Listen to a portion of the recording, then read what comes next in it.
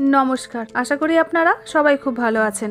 আজকে আমি বানাবো আলু আর বিনসের শুকনো একটা সবজি, যেটা রুটির সাথে খেতে ভীষণই ভালো লাগে। ড্রিম রিলিশের পক্ষ থেকে আপনাদের সবাইকে জানাই সাদর আমন্ত্রণ। চলুন তাহলে দেরি না করে রেসিপিটা আপনাদের সাথে শেয়ার করি। আলু আর বিনসের সবজি বানানোর জন্য এখানে বিনস আর আলু ছোট ছোট টুকরো করে কেটে নিয়েছি। এবারে রান্নাটা আমি সর্ষের তেলেই করব, আর সেই জন্য কড়াইতে পরিমাণ মতন সর্ষের তেল দিয়ে তেলটা যখন গরম হয়ে যাবে তখন এর মধ্যে দিয়ে দিচ্ছি কেটে রাখা আলু। আর আলুগুলো দেখে নিশ্চয়ই বুঝতে পাচ্ছেন আলুর সাইজগুলো কিন্তু একদমই ছোট ছোট। এরপরে এই আলুগুলোকে ভালো করে ভেজে নেব, তবে ভাজার সময় এর মধ্যে অল্প করে একটু লবণ দিয়ে দিচ্ছি, আর লবণটা দিয়ে আলুগুলোকে বেশ লাল লাল করে ভেজে নেব।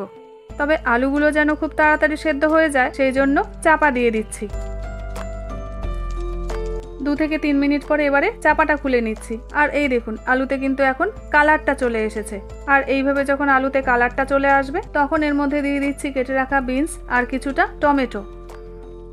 এবারে বিনস, আলু, টমেটো সবকিছুকে একসঙ্গে খুব ভালো করে ভেজে নেব, তবে খুব বেশিক্ষণ কিন্তু ভাজবো না। আলুটা চাপা দিয়ে রান্না করার ফলে আলুটা কিন্তু এখন অনেকটাই সেদ্ধ হয়ে গেছে, আর যদি বেশিক্ষণ ভাজি তাহলে বিনসের যে ক্রাঞ্চিনেসটা সেটা কিন্তু থাকবে না। আর এই রান্নাতে মশলা বলতে সেরকম কিন্তু কিছুই লাগে না, তবে একটা সিক্রেট মশলা লাগে। আর এই সিক্রেট মশলাটা হলো, এখানে একটা মিক্সিং জার নিয়েছি, আর এর মধ্যে নিয়ে নিচ্ছি 1 চামচ মৌরি, কিছুটা টুকরো করে কেটে রাখা আদা, একটা দারচিনি, 4 থেকে 5টা শুকনো লঙ্কা, আর দিয়ে দিচ্ছি কিছুটা নারকেল।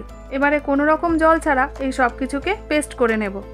2 থেকে 3 মিনিট মতন এই সব কিছুকে ভেজে এবারে পেস্ট করা মশলাটা এর মধ্যে দিয়ে দিচ্ছি। এবারে এর মধ্যে দিয়ে দিচ্ছি স্বাদ মতন লবণ, পরিমাণ মতন চিনি, আর একদম অল্প করে একটু হলুদ। ব্যাস, এখানে মশলা বলতে কিন্তু আর কিছুই লাগবে না। এবারে কোনো রকম জল ছাড়া এই সব কিছুকে ভালোভাবে মিশিয়ে নেব। 1 থেকে 1.5 মিনিট মতন ভালো করে মিশিয়ে এবারে চাপা দিয়ে দিচ্ছি প্রায় 2 থেকে 3 মিনিটের জন্য। 2-3 মিনিট চাপা দিয়ে রান্না করার পর এবারে চাপাটা খুলে নিয়ে আরও একবার মিশিয়ে নিচ্ছি।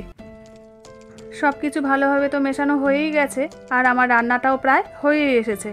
তবে নামানোর আগে এখানে দিয়ে দিচ্ছি কয়েকটা চেরা কাঁচা লঙ্কা আর কিছুটা ধনেপাতা কুচি। ফাইনালি একবার সমস্ত কিছু ভালো করে মিশিয়ে নিলেই রেডি হয়ে যাবে দারুণ টেস্টি আলু বিনসের সবজি। তাহলে বন্ধুরা দেখলেন তো কত কম সময়ে আর কত কম মশলায় এই সবজিটা বানিয়ে নেওয়া যায়, আর এর টেস্ট কিন্তু ভীষণই ভালো হয়। আর এর টেস্ট এত ভালো হয় যে একবার বানালে কিন্তু আপনাদের বারবার বানাতে ইচ্ছা করবে। তাহলে বন্ধুরা আজকের এই সিম্পল অথচ দারুণ টেস্টি রেসিপিটা আপনাদের কেমন লাগলো কমেন্ট সেকশনে আমাকে জানাতে কিন্তু ভুলবেন না। ভিডিওটা যদি ভালো লেগে থাকে লাইক, শেয়ার, সাবস্ক্রাইবের অনুরোধ রইল। আবার দেখা হচ্ছে আপনাদের সাথে নতুন একটা রেসিপি নিয়ে।